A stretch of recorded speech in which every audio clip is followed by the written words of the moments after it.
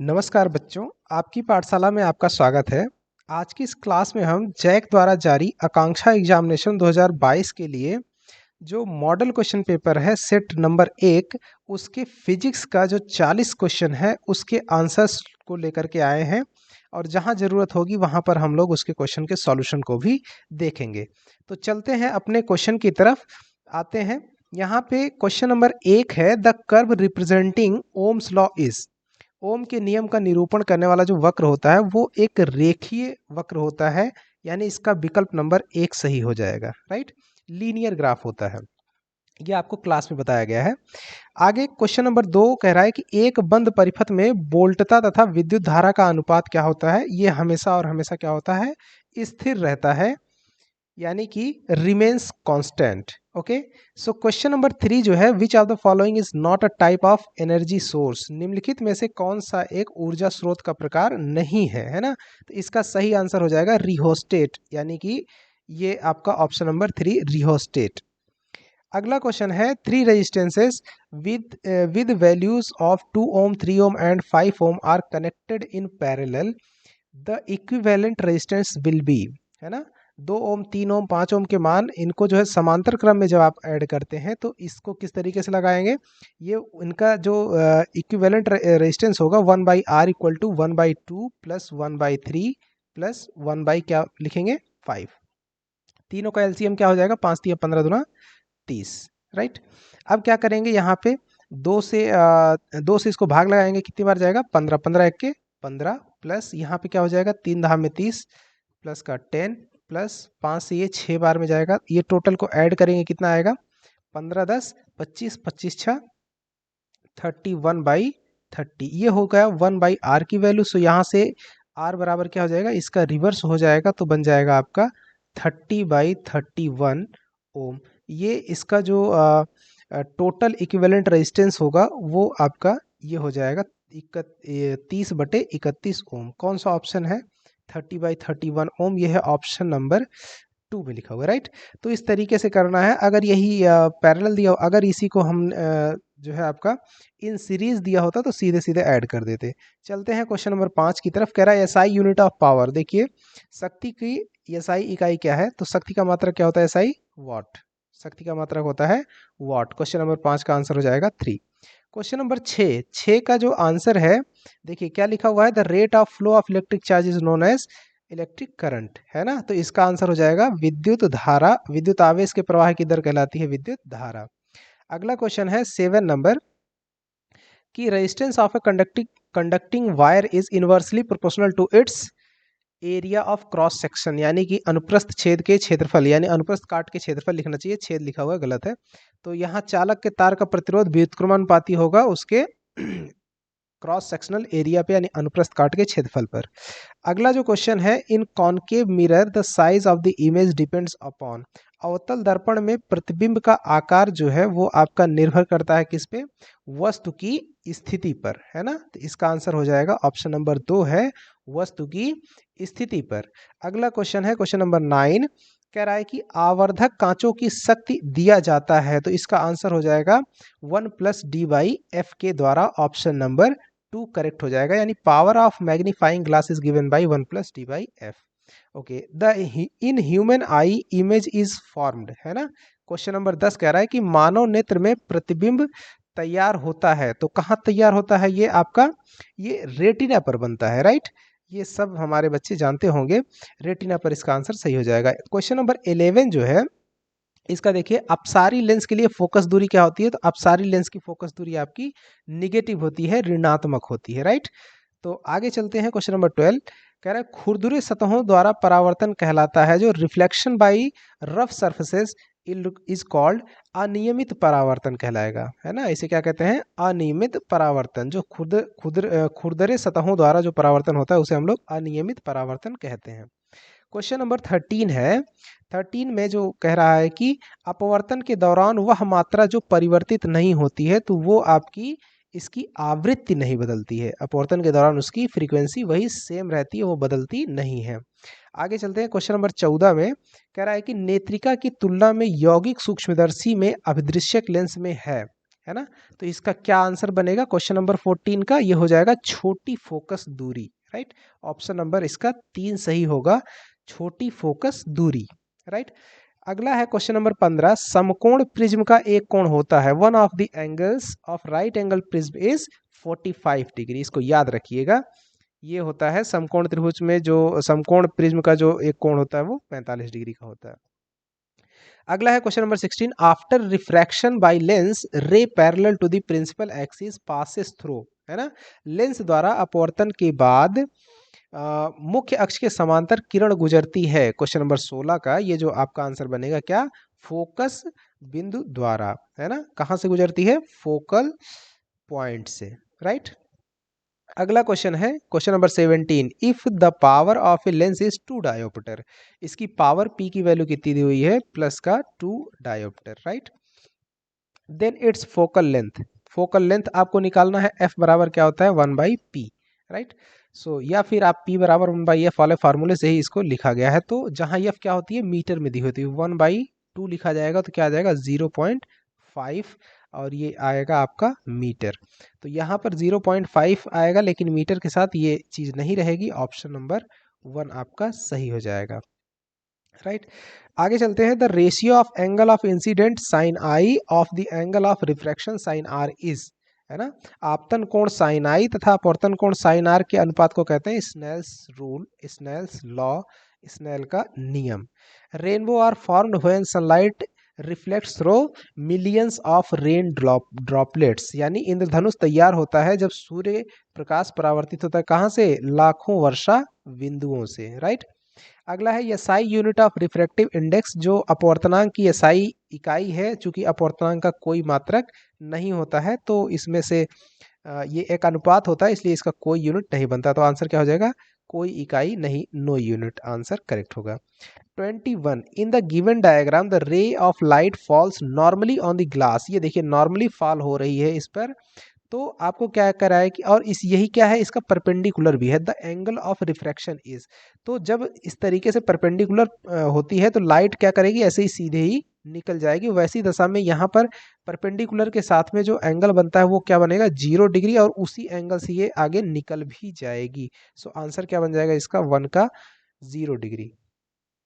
The power of a convex lens having focal length 20 centimetre is, है ना। 20 centimetre focus दूरी वाला उत्तल लेंस की जो शक्ति होगी, है ना, उत्तल लेंस की जो शक्ति होगी 20 सेंटीमीटर फोकस दूरी वाला, तो यहाँ पे उत्तल लेंस है तो उसकी जो फोकस दूरी होती है वो हम लोग धनात्मक लेते हैं, इसलिए जो है यहाँ पे प्लस, पहले तो 20 सेंटीमीटर को हमको क्या कर देना है, इसको मीटर में बदल लेना है। ये f की वैल्यू दी हुई है 20 सेंटीमीटर, तो 20 को क्या कर देंगे 100 से डिवाइड कर देंगे, तो क्या आ जाएगा ये 1/5 मीटर आ जाएगा, राइट। तो यहां से हमें क्या निकालना है, शक्ति निकालना है, P = 1/f, तो बराबर 1/5 कर देंगे तो क्या आ जाएगा 5d, और ये 5 कैसा है, प्लस का लिया जाएगा क्योंकि ये उत्तल लेंस है, राइट। सो आंसर बन जाएगा +5d, और पावर को हम लोग प्लस या माइनस साइन के साथ ही लिखते हैं, राइट। अगला है क्वेश्चन नंबर 23, निम्नलिखित में से कौन सा चित्र सही है, तो इसका सही आंसर आप देख पा रहे होंगे कि यही वाला डायग्राम जो फर्स्ट है वही करेक्ट है, तो इसका आंसर हो जाएगा पहले का फर्स्ट, है ना। ये समांतर चलने वाली प्रकाश किरणें क्या होती हैं, अपवर्तन के पश्चात मुख्य फोकस से होकर के पास करती हैं। आगे, the magnetic field inside a long straight solenoid carrying current is, है ना। क्वेश्चन नंबर 24 देखिए, तो ये इसका जो आंसर होता है is the same at all points, है ना, यानी किसी विद्युत धारावाही सीधी लंबी परिनलिका के भीतर चुंबकीय क्षेत्र क्या होता है, आपको बताया गया है कि सभी पॉइंट्स पर क्या होता है, समान होता है, सभी बिंदुओं पर समान होता है, यानी is the same at all points. Red light is used in traffic signals because of, क्यों रेड लाइट को क्यों ट्रैफिक सिग्नल्स पे यूज किया जाता है, ट्रैफिक संकेतों में लाल प्रकाश का प्रयोग होता है, इसका कारण क्या है कि रक्त का रंग लाल होता है, बिल्कुल नहीं, प्राणी लाल रंग को पहचान सकते हैं, ऐसा कुछ नहीं है।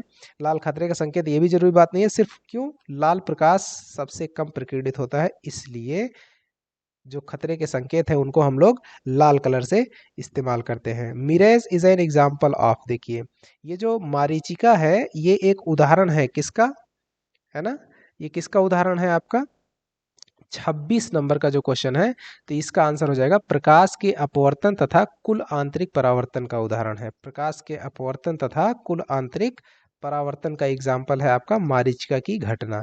इसमें दोनों बातें होती है, प्रकाश का अपवर्तन भी होगा और पूर्ण आंतरिक परावर्तन भी होता है। आगे चलते हैं। Star appears twinkling in the sky because of, है ना, आकाश में तारे टिमटिमाते हुए दिखाई पड़ते हैं। ठीक, तो किस कारण से दिखाई पड़ते हैं टिमटिमाते हुए? तो वायुमंडल द्वारा प्रकाश के अपवर्तन के कारण। वायुमंडल द्वारा प्रकाश के अपवर्तन, वायुमंडल द्वारा प्रकाश का अपवर्तन। कौन सा वाला ऑप्शन है? ये ऑप्शन आपका 3 नंबर में लिखा हुआ है, ये हो जाएगा correct. Okay, question number 28। The image formed by a concave mirror is observed to be virtual, erect and larger than the object. What would be the position of the object?